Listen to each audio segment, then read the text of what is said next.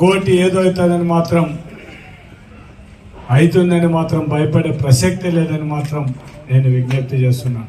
నేను ఎందుకుంటే ఫ్యాక్షన్గా ఉండే పరిస్థితులు, ఆ గ్రామాల్లో ఉండే ప్రజల ఇబ్బందులు, నాయకుల ఇబ్బందులు, మొత్తం ఎంతో మంది వాళ్ళ కుటుంబాలు వాళ్ళందరూ కూడా గ్రామాల్లో కష్టాలతో ఎన్ని గ్రామాలు ఇబ్బంది పడేది నా కళ్ళారా నేను చూసినా కూడదు అనే ఆలోచనతోనే ప్రతి ఒక్కరు కూడా ఫ్రీగా ఉండాలి, ఎవరు నచ్చిన వాళ్ళకు వాళ్ళు ఓటు వేసుకునే విధంగా మనం ఉండాలనే ఆలోచన తప్ప ఒకరు ఏదో మాట్లాడితే వాని మీద మనం చర్య తీసుకోవాలనుకుంటే మాత్రం ఆయనకి ఎక్కువ ఎవరు కూడా వెనకాడే ప్రసక్తి లేనే లేదు. కానీ ఇది ప్రజాస్వామ్యంలో మనం ప్రజలను మెచ్చి మనం ఓట్లు వేయించుకోవాల్సిందే తప్ప దౌర్జన్యాలు చేస్తూ ఇంకొకరిని బెదిరించో ఓట్లు పడతాయనుకుంటే మాత్రం చాలా పొరపాటు.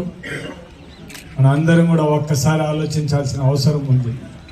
ఒక్కసారి చరిత్రలన్నీ ఒక్కసారి తిరిగి చూడండి. ప్రజలను హింసించిన నాయకులు, రాజులు చరిత్రలో ఏమైపోయినారనేది కూడా మీరు అందరూ కూడా ఒక్కసారి ఆలోచించండి.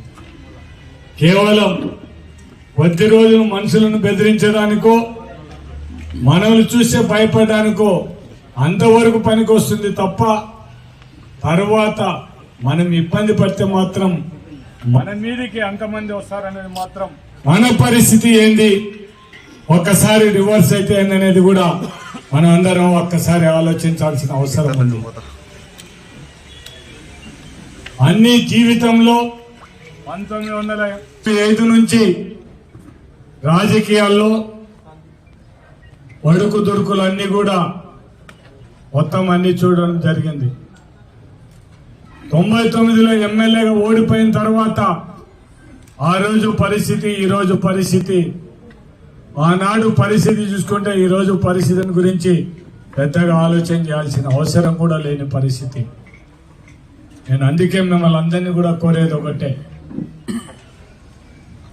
ప్రతి ఒక్కరు కూడా మనం అందరం కూడా మనం ఏదో అనుకుంటా ఉంటే ఏదో మనం చేస్తే అయిపోతుంది, మన ఏందాన్ని బెదిరించుకుంటాం అనుకుంటే మాత్రం అది చాలా రోజులు పనికి రాదనే విషయం మీరందరూ కూడా గమనించమని నేను ఈ సభాముఖంగా మీకు అందరికి విజ్ఞప్తి చేస్తున్నాను. నేను 99 నుంచి 2004 వరకు ఆనాడు పనిగాన్పల్లిలో వాళ్ళ పరిపాలన చూడడం జరిగింది.